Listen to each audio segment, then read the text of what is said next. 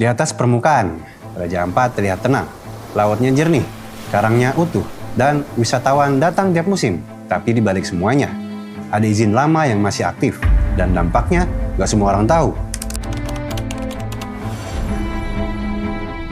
Analisis Drone Emprit menunjukkan 95% komentar netizen di media sosial bersifat negatif terhadap kegiatan tambang di Raja Ampat. Tapi tenang aja, internet kan sering dicuekin kalau ngomongin lingkungan. 4 izin tambang telah dicabut oleh pemerintahan Prabowo Gibran, PT Nurham, PT Anugrah Surya Prima Indah, PT KW Sejahtera Mining, dan PT Mulia Raimon Perkasa. Ya, setidaknya ada yang dicabut daripada nggak sama sekali. Pencabutan dilakukan karena tidak memenuhi syarat administratif, teknis, dan lingkungan, serta berdasarkan masukan dari Pemda. Wah, mungkin ini yang disebut izin, tapi nggak izin-izin amat. Satu izin dipertahankan, yaitu PT Gak Nikel, yang telah memiliki kontrak karya sejak 1998, dan RKAB yang aktif hingga 2025. Kalau dokumen lengkap, berarti hutan juga ikut setuju kali ya.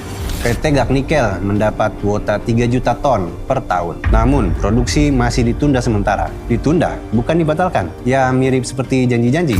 Presiden Prabowo telah memerintahkan evaluasi izin usaha tambang melalui peninjauan lapangan oleh tim pusat. Sepertinya baru gerak kalau udah viral. Efek sosmed emang lebih cepat dari petisi. Warga suku KW memalang Pulau Wayang sejak 9 Juni 2025. Mereka tutup akses untuk wisatawan dan pihak manapun karena izin tambang yang dianggap mata pencarian mendadak dicabut. Ya, dicabutnya izin 4 perusahaan tambang dipuji publik, tapi di lapangan ratusan orang malah kehilangan kerja, termasuk izin PT KW Sejahtera Mining yang katanya nggak lengkap, tapi di mata warga lengkap banget ngasih gaji. Warga nggak masalah pariwisata Wayak tutup sementara. Lagi pula, apa gunanya air jernih kalau dompet kering? Mereka menolak dicap anti lingkungan karena jaga hutan itu perlu uang juga, bukan cuma niat baik. Dan yang paling diingat, mereka ingin diajak bicara, bukan cuma dengar putusan dari meja rapat Jakarta yang jauh dari tanah mereka. Konservasi itu mulia, tapi cuma jadi kata-kata keren kalau warganya ditinggal. Greenpeace ngelaporin terjadinya deforestasi 500 hektar dan kerusakan terumbu karang yang membutuhkan ratusan tahun untuk pulih. Ya maklum, karang nggak punya akun media sosial buat protes. LPEM FEBUI menghitung potensi kerugian ekonomi mencapai 852 miliar rupiah per tahun akibat tambang. Kerugian itu nyata, cuma kadang hanya jadi angka di slide presentasi. Pariwisata berkelanjutan di Raja Ampat diprediksi bisa memberikan manfaat 300 miliar rupiah per tahun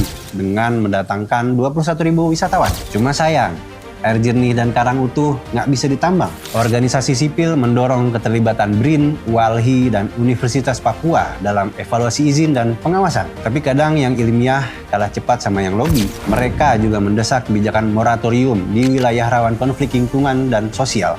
Moratorium itu biasanya dikeluarkan kalau semua sudah terlanjur rusak. Raja Ampat adalah kawasan konservasi dengan biodiversitas tertinggi di dunia, termasuk wilayah pulau kecil yang dilindungi oleh Undang-Undang Nomor 27 Tahun 2007. Cuma statusnya aja konservasi. Kenyataannya bisa jadi lokasi eksploitasi. Aktivis mendesak penegakan hukum terhadap dugaan pelanggaran pidana lingkungan oleh perusahaan tambang. Sayangnya, lingkungan bukan korban yang bisa nuntut ke pengadilan sendirian. Raja Ampat bukan cuma soal laut yang indah atau pariwisata, tapi juga tentang pilihan kebijakan yang menentukan nasib ekosistem di dalamnya. Tambang bisa dibuka, tapi yang hilang nggak selalu bisa diganti.